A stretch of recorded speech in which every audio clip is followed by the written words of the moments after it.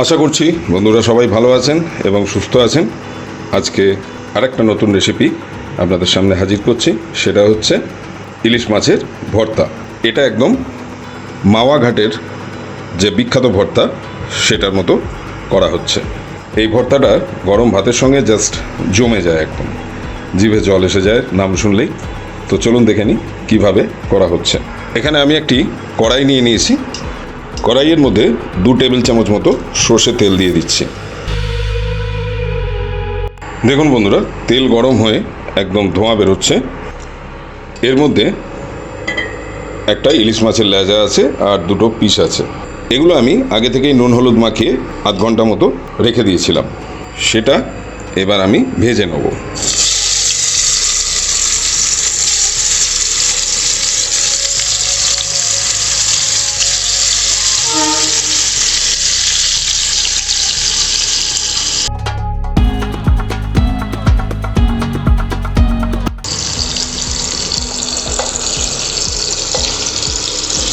একটু সময় নিয়ে আমি ধীরে ধীরে ভাজবো, যাতে একদম ভেতর পর্যন্ত খুব সুন্দরভাবে ভাজা হয়ে যায়।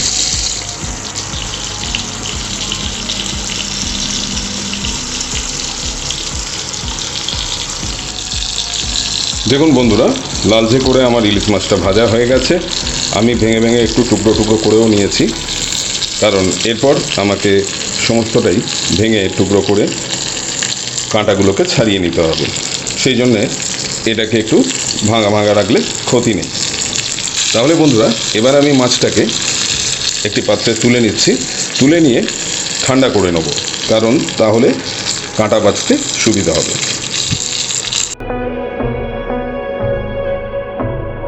বন্ধুরা, খুব ভালো করে আমি মাছটাকে লালচে করে ভেজে নিয়েছি। এবার আমি এটা ঠান্ডা হতে দেবো, তাহলে ঠান্ডা হয়ে গেলে ফিরে আসছি। দেখুন বন্ধুরা, সমস্ত মাছের পিসগুলোকে আমি একদম ধীরে ধীরে অনেকক্ষণ ধরে কাঁটাগুলো একদম বেছে ছাড়িয়ে নিয়েছি পরিষ্কার করে। এবারে যে তেলটিতে মাছ ভেজেছিলাম সেই তেলটিকেই আবার একটু গরম করে নিচ্ছি সামান্য। দেখুন বন্ধুরা, তেল গরম হয়ে ধোঁয়া উঠছে। আমি এর মধ্যে 5টা শুকনো লঙ্কা ভেজে নিচ্ছি।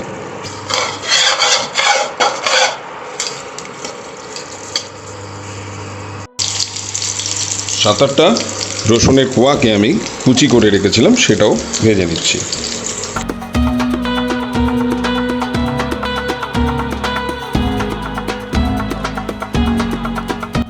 আমি 5টা শুকনো লঙ্কা দিয়েছি, আপনারা 7-8টা শুকনো লঙ্কাও দিতে পারেন। ঝালটা আপনারা নিজেদের পরিমাণ মতো দিয়ে নেবেন।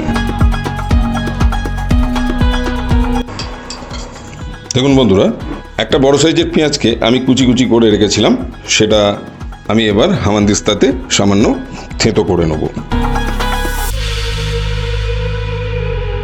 এইভাবে থেঁতো করে নিলেই হবে।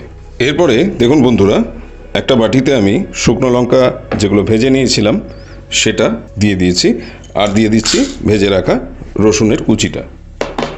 পরিমাণ মতো সামান্য নুন দিয়ে দেবেন। নুন দিয়ে ভালো করে মিহি করে মেখে নিতে হবে এটা।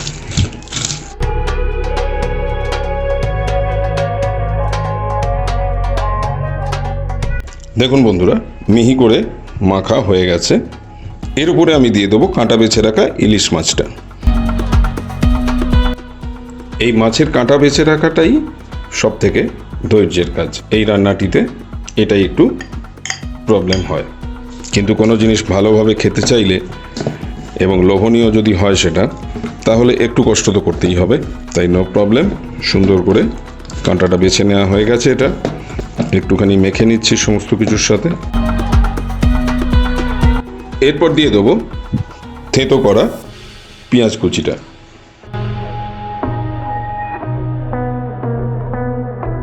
এটাকেও একটু ভালো করে সব কিছুর সাথে মাখিয়ে নেব।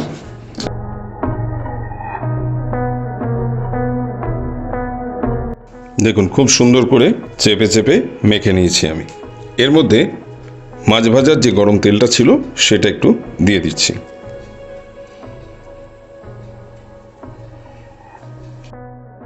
ভালো করে মাখিয়ে নেব সমস্তটার সাথে। এই সময়তে আপনারা একটু নুনটা টেস্ট করে নেবেন হালকা। নুন একদম ঠিক আছে, আমি টেস্ট করে দেখলাম। আর একটু তেলটা দিলে ভালো লাগবে। আপনারা আপনাদের পরিমাণ মতো দেবেন। এরপরে দিয়ে দেবো কিছুটা ধনেপাতা কুচি। এটাও ভালো করে মাখিয়ে নেবো সব কিছুর সাথে।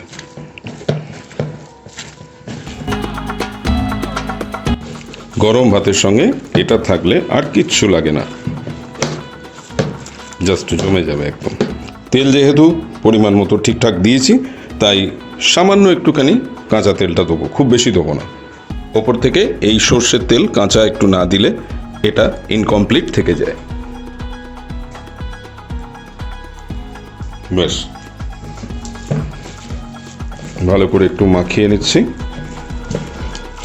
তাহলেই রেসিপি কমপ্লিট।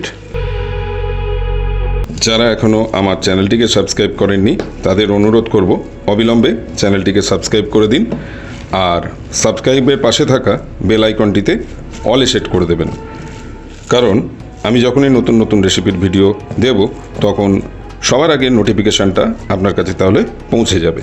তাহলে সবাই সুস্থ থাকবেন, ভালো থাকবেন, আর আমার বংদিশারি কিচেন চ্যানেলটি দেখতে থাকবেন। আজকে এই ছিল মাওয়াঘাট স্পেশাল ইলিশ মাছের ভর্তা।